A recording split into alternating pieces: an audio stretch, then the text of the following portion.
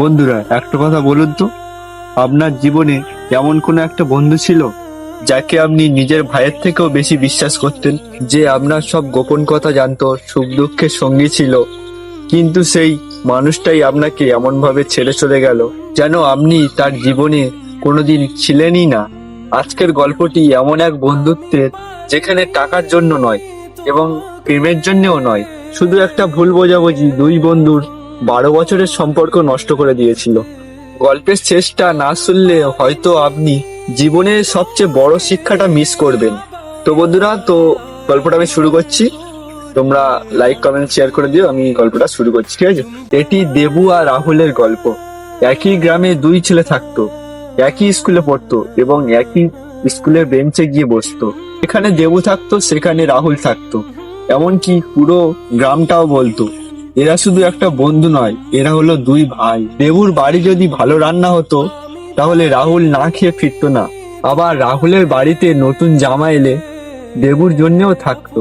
ছোটবেলা থেকে তাদের বন্ধুত্ব দেখে সবাই ঈর্ষা করত। সময় এগিয়ে যেতে লাগলো এবং দুজনেই কলেজে ভর্তি হলো। কিন্তু সংসারের অভাবের কারণে দেবুর পড়াশোনার পাশাপাশি একটি দোকানে কাজ শুরু করে। রাহুল পড়াশোনা চালিয়ে গেল, তবুও তারা সন্ধ্যাবেলা একসঙ্গে বসতো, চা খেত, ভবিষ্যতের স্বপ্ন দেখতো। একদিন তারা কথা দিল, যাই হয়ে যাক না কেন, কোনোদিন আমাদের বন্ধুত্ব ভাঙবো না। কিন্তু মানুষ যা ভাবে জীবনে সবসময় তা হতে দেয় না। একদিন কলেজে কারোর একটি দামি মোবাইল হারিয়ে গেল। হঠাৎ কয়েকজন ছাত্র দেবুর দিকে আঙুল তুলল, কারণ দেবু আর্থিক দিক থেকে দুর্বল ছিল। প্রমাণ ছাড়াই অনেকে বলতে শুরু করলো, নিশ্চয়ই দেবুই নিয়েছি। দেবু কাঁদতে কাঁদতে শুধু একজন মানুষের দিকে তাকিয়েছিল, সে ছিল রাহুল। দেবু ভেবেছিল রাহুল নিশ্চয়ই বলবে, আমার বন্ধু এমন কাজ করতেই পারে না। কিন্তু রাহুল চুপ করেই রইল।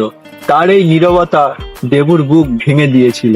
পরের দিন দেবু কলেজ ছেড়ে দিল এবং কারোর সাথে কথাই বলল না, শুধু চলে গেল। এবং কয়েকদিন পর জানা গেল মোবাইলটি এক ছাত্র ভুল করে নিজের ব্যাগে রেখে দিয়েছিল। দেবু পুরো নির্দোষ ছিল, সবাই ক্ষমা চাইলো। কিন্তু যে বিশ্বাস একবার ভেঙে যায়, সেটা কি আবার আগের মতন জোড়া লাগে? বছর কেটে গেল, দেবু শহরে গিয়ে একটা নতুন ব্যবসা শুরু করলো। অন্যদিকে রাহুল একটা ভালো চাকরি পেলেও মনের ভিতর একটা অপরাধ সবসময় রয়ে গেল।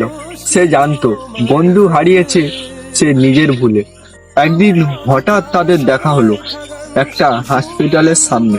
রাহুল ধীরে ধীরে এগিয়ে এসে বলল, দেবু, আমাকে তুই চিনতে পেরেছিস? এবং দেবু মুচকি হাসি দিয়ে বলল, হ্যাঁ, চিনতে পেরেছি। রাহুলের চোখে তখন জল এবং সে বলল, ক্ষমা করে দিয়েছি অনেক আগেই, কিন্তু একটা জিনিস আর কখনোই ফিরে পাইনি। রাহুল জিজ্ঞাসা করলো, কি? দেবু শান্ত গলায় বলল, তোর ওপর আমার অন্ধবিশ্বাস।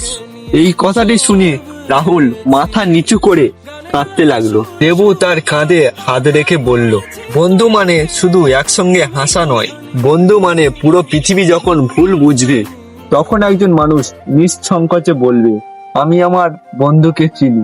বন্ধুরা, ভিডিও এখানেই সমাপ্তি। বন্ধুরা, জীবনে অনেক মানুষ আসবে এবং অনেক মানুষ চলেও যাবে, কিন্তু যে বন্ধু আপনার কঠিন সময়ে পাশে দাঁড়ায় তাকে কখনো হারাবেন না। আর যদি কোনো ভুল বোঝাবুঝির কারণে আপনার কোনো বন্ধুর সঙ্গে সম্পর্ক ভেঙে যায়, তাহলে একবার হলেও কথা বলার চেষ্টা করুন, কারণ কিছু সম্পর্ক ভেঙে গেলে সারা জীবন আফসোস থেকে যায়। যদি গল্পটি আপনার হৃদয় ছুঁয়ে যায় তাহলে ভিডিওটিকে লাইক করুন এবং কমেন্টে লিখুন, সত্যিকারের বন্ধুত্ব অমূল্য। আর এমন বাস্তবধর্মী গল্প শুনতে চাইলে অবশ্যই পার্থ স্টোরি টিভি চ্যানেলটি সাবস্ক্রাইব করে পাশে থাকবেন।